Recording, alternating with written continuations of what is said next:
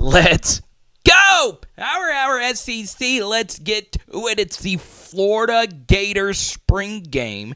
And what is very interesting is Twitter and the reaction to what we witnessed, including a few message board screenshots, as people are melting down that this Gators offense, led by Graham Mertz and Jack Miller, was a disaster.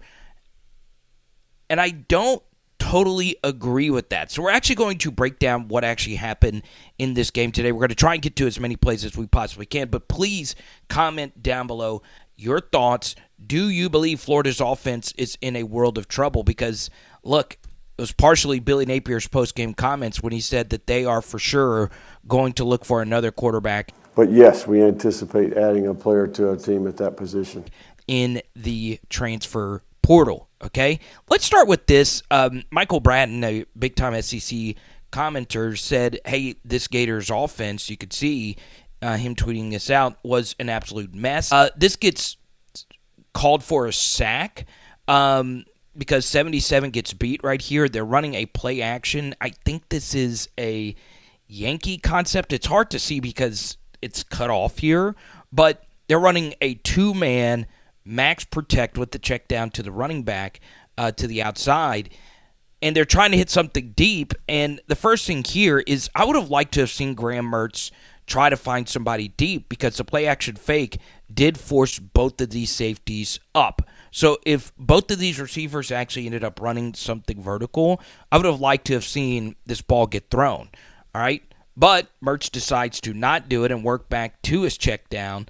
And another thing right here from 77, if you're running a longer developing play such as this one, the one thing you don't want to do is get beat immediately, right? Because we've got to allow these vertical routes to get downfield, and we get beat immediately because we lean on this guy. Good little push-pull technique right there from 88. You almost get held right there as well. But the truth is, in an actual game, 88 is not actually sacking Graham Mertz here. He's got plenty of room to sprint up into this pocket of space, and this wouldn't be an actual sack in a game. It just wouldn't, right? Unless 88 is truly special. So, you see, they actually don't end up tackling Montrell Johnson. He jukes 33 out of his shoes. I think 33 is a returning player. And 6, James right here, doesn't make this play either. So this is a big gainer right here on first down. I like the verticality of this first down play. I like the fact that that good play action fake got those safeties to bite up. The protection was good outside of one spot on the offensive line. That's a big-time play on first down, and I'm not sure if he's getting tackled at all. So instead of it being like a big gain, it is 2nd and a mile, 2nd and 14. Play gets cut off a little bit here. We're running a quick out to make it a 3rd and manageable. Really good stuff. Make it 3rd and manageable. Get the football out quickly. You're having some protection issues on first. So now let's get to 3rd down. So this play was very interesting. We're going to break down another play in just a second, okay? The Armstrong hire, Austin Armstrong, the 29-year-old defensive coordinator hire, is definitely been one of the most talked about hires in the SEC because he is so young. He also had a very interesting post-game image that got floated around. But I want to talk about spring games in general. So a lot of teams don't like to blitz. They don't blitz at all during a spring game. Number one, they want to make their offense look good and have a lot of confidence. But also, number two, they don't want to give away their playbook. But Armstrong has been very public that he wants to run a lot of what's called simulated pressures. Now, what a simulated pressure is, you are bringing 4 people, but it's not the 4 people that are on the line of scrimmage. So what happens here is the edge player here drops out, the edge player here drops out, and they're bringing a double A-gap blitz right up the gut, okay? And you'll see that it actually gets picked up perfectly outside of Etienne, okay? You could trust your second-year back to make this very difficult block. It is the most critical block. A-gap pressure is the type of pressure you want to happen the least. And he just whiffs them, as you can see, and this would be an actual sack in a game. And even if it wasn't, A-gap pressure is the worst type of pressure to give up, okay? But actually, let's take a look at the passing concepts here, all right?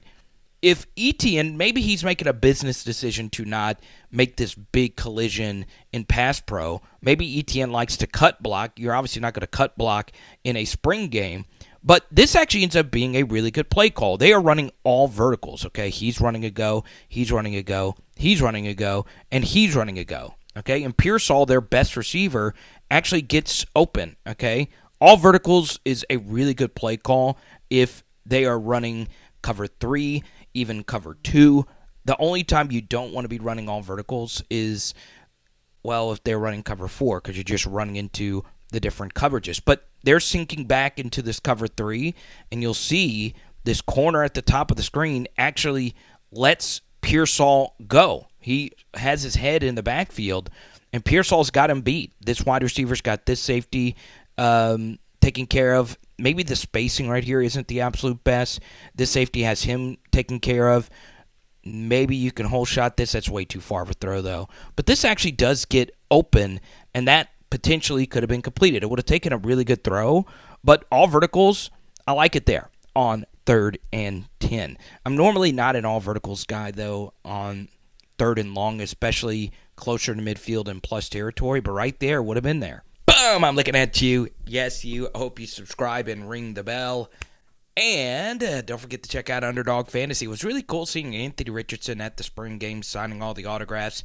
You can draft Anthony Richardson in the gazillionth round. Yes, he is a super value right now, especially in super flex best ball leagues. Underdog Fantasy. Sign up now. Promo code Carter. Yes, we are drafting already with Underdog. Let's get to it. Let's go. So we move ahead here. And look at what happens on 3rd and 21 with 17 seconds left to go in the second quarter. We need to get the ball downfield into field goal territory. And Florida, I've been saying I'm not a Florida fan. In fact, I'm an LSU fan. I hate Florida more than any other SEC school. But you are here for objective breakdown of the SEC, or as objective as I could possibly be. This is abso-freaking-lutely brilliant play calling, because what you just witnessed is the last exact play that we broke down, right? And what happens? Florida's defense ends up doing the exact same thing defensively. Absolutely genius stuff from Billy and his coaching staff. And this time, they actually do hit Pearsall right down the sideline, okay? So you get a little bit of a different simulated pressure.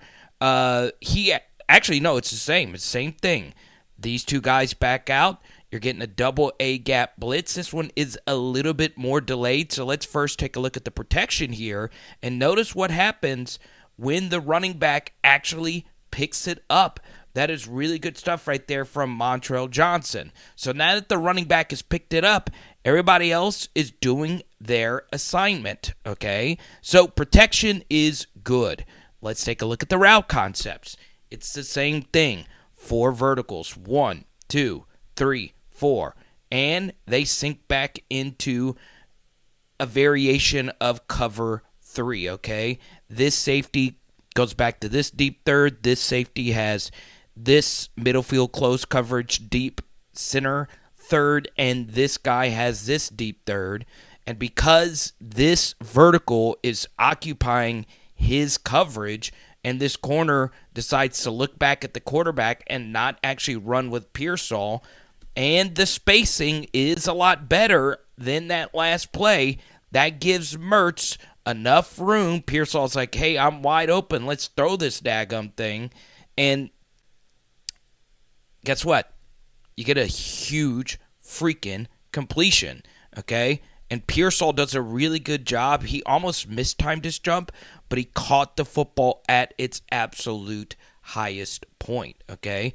Now, let's bring it back again. And this is why I am for blitzing in the spring game if any other SEC teams are watching. It's because you can teach your young defensive coordinator how dumb this actually was, okay? This should, in this scenario, be automatic quarters coverage. Now, why should that be the case? Well, they've already showed you on 3rd and long that they like to run all verticals, okay? It is 3rd and 21 with 21 seconds left to go. If you just tackle them ahead of the sticks, you are more than likely going to force them to punt, right? You can call a timeout, they could punt, you get the football back. You should no doubt be playing very conservatively here, but instead you tried to do a simulated pressure. This time it actually does get picked up, and you're running, once again, a variation of cover 3. Now, normally cover 3, it's the 2 corners and the safety playing the deep thirds, but this time it is the nickel and this safety playing the deep thirds, and the free right here playing the center. So let's take a look at Graham Mertz's mechanics. He looks left and then works back right. Okay, very smart. He sees that the safety is overhanging on this side. So essentially, you're going to get a 2 versus 2 situation. It's man on man, and this time, of course, this guy doesn't run with the corner. Mertz actually gets away with some shaky mechanics. You see pump fakes, making sure that this safety is going to stick right here. I honestly think he was pump faking to Pearsall, and then Pearsall's like, hey, hurry up, throw this freaking ball. And Montrell Johnson, once again, really good pickup. Eventually, the DB, or the DT, or the linebacker, that was blitzing, does get through. But because the protection was so good, he still has a very clean pocket to throw this. And that is just some excellent, excellent, excellent stuff from Billy and the coaching staff. So, look, I got to be honest, I'm not going to break down these throws here, but, I kind of want to do one more. All right, let's do this one. They are bringing a corner blitz right here. It gets picked up really well. And my favorite thing about this throw, he looks right. We're going to go a little quicker on this one, but watch his head. Snaps back right when he doesn't like what he sees with Pearsall. You can also see this really quickly that the safety, Wilson, bails out over the top here. So, Miller's like, I say Miller. Mertz says, look, I'm not going to work back. He snaps his head back this way, does a really good job. Once again, this pocket is just really good. And then I just want you to see he is very calm in this pocket, okay? Good footwork, all right? Doesn't get, just a really good base right here. Look at where he actually throws his football, all right? 12 is just sitting right here, covered, and then Miller starts throwing and anticipates 12 is going to cut back to the inside. Look at where he puts that, right there, okay? And then this is a good run after the catch, but Kamari Wilson does a really good job, batting that football out. But my favorite thing about it is Mertz looked right and then looked left, okay? You rarely honestly see that in the collegiate game. You're not in actual games going to have that much time. If you're going up against Harold Perkins and LSU or Dallas Turner and Alabama, you're not going to have time to go full right, and then full left like that. But still, it's good stuff when he did have time to deliver that football. All right, let's do one more. Bonus. Let's do it. It's the Graham Mertz propaganda train here on PHS, baby. Let's go. So it's 3rd and 11 with 3:28 left to go, and I'll give you my honest thoughts on Mertz in just a second. They were bringing, once again, a simulated pressure, and they are picked up again, okay?